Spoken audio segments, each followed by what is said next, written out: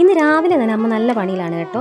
രണ്ടും കൂടെ മൈലാഞ്ചി നിൽപ്പുണ്ട്. വലുതായിരുന്നു, അച്ഛൻ അത് പകുതിക്ക് വെച്ച് വെട്ടിക്കളഞ്ഞു. എന്നിട്ട് അത് പൊട്ടിക്കിളിച്ചതാണ് ഈ കാണുന്നത്. അമ്മ അതിന്റെ കുഞ്ഞു കുഞ്ഞു ശാഖകളൊക്കെ വെട്ടിക്കൊണ്ടിരിക്കുകയാണ്. പണ്ടൊക്കെ ആണെങ്കിൽ ഈ മൈലാഞ്ചി വെട്ടുമ്പോഴത്തേക്ക് അടുത്തുള്ള കുട്ടികളൊക്കെ വരും കേട്ടോ. ഞങ്ങൾ ഇതൊക്കെ അരച്ച് കയ്യിലൊക്കെ ഇട്ടുകൊണ്ട് നടക്കുമായിരുന്നു. അതൊക്കെ വെട്ടുമ്പോഴത്തേക്ക് ആ ഓർമ്മകളാണ് കേട്ടോ.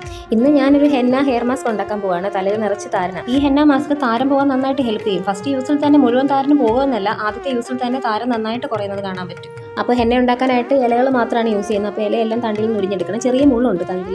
ഈ ഇലകളെല്ലാം കൂടി ഒരു മിക്സിയുടെ ജാറിലിട്ട് നന്നായിട്ട് അരച്ചെടുക്കണം. വെള്ളം കുറച്ച് ഒഴിച്ചാൽ മതി. ഇനി ഇതിൽ വേണ്ടത് മുട്ടയുടെ വെള്ളയാണ്. ഞാനിവിടെ ഉപയോഗിക്കുന്ന ഒരു കോഴിമുട്ടയുടെ വെള്ളയാണ്. ഇത് നന്നായിട്ട് മിക്സ് ചെയ്ത ശേഷം ഒരു പകുതി നാരങ്ങയുടെ നീര് ചേർക്കുന്നുണ്ട്. ഇത് രണ്ടും കൂടി നന്നായി മിക്സ് ചെയ്ത് നമ്മൾ തലയിൽ നന്നായിട്ട് തേച്ച് പിടിപ്പിക്കുക. ഒരു കാര്യം പറയാൻ വിട്ടുപോയി, ഈ മാസ്ക് അപ്ലൈ ചെയ്യുന്നതിന് മുമ്പ് തലയോട്ടിയിലും തലമുടിയിലും നന്നായിട്ട് എണ്ണ തേച്ച് പിടിപ്പിക്കണം. അതിനുശേഷം മാത്രമേ ഈ മാസ്ക് അപ്ലൈ ചെയ്യാൻ പാടുള്ളൂ. ഇതൊരു 20 തൊട്ട് 30 മിനിറ്റ് വരെ തലയിൽ വെച്ചിരിക്കണം. തലയിൽ തണുപ്പിടിച്ച പെട്ടെന്ന് പനി പിടിക്കുന്നവരാണെങ്കിൽ ഈ മാസ്ക് ഒഴിവാക്കുന്നതാണ് നല്ലത്. ഞാനാണെങ്കിൽ ഈ മാസ്ക് 1 മണിക്കൂർ വരെയൊക്കെ എന്റെ തലയിൽ തന്നെ വെച്ചിരിക്കും. ഈ മാസ്ക് നന്നായിട്ട് ഉണങ്ങി കഴിഞ്ഞിട്ടാണ് ഞാൻ കഴുകാറുള്ളത്. ഷാമ്പു ഉപയോഗിച്ചോ അല്ലാതെയോ ഇത് കഴുകി കളയാം. ഷാമ്പു ഉപയോഗിച്ചില്ലെങ്കിലും മുട്ടയുടെ സ്മെല്ലൊന്നും തലയിൽ നിൽക്കാറില്ല. ആഴ്ചയിൽ ഒരു ദിവസം വെച്ച് 1 മാസം കംപ്ലീറ്റ് ഉപയോഗിച്ച് നല്ല മാറ്റം ഉണ്ടാകും.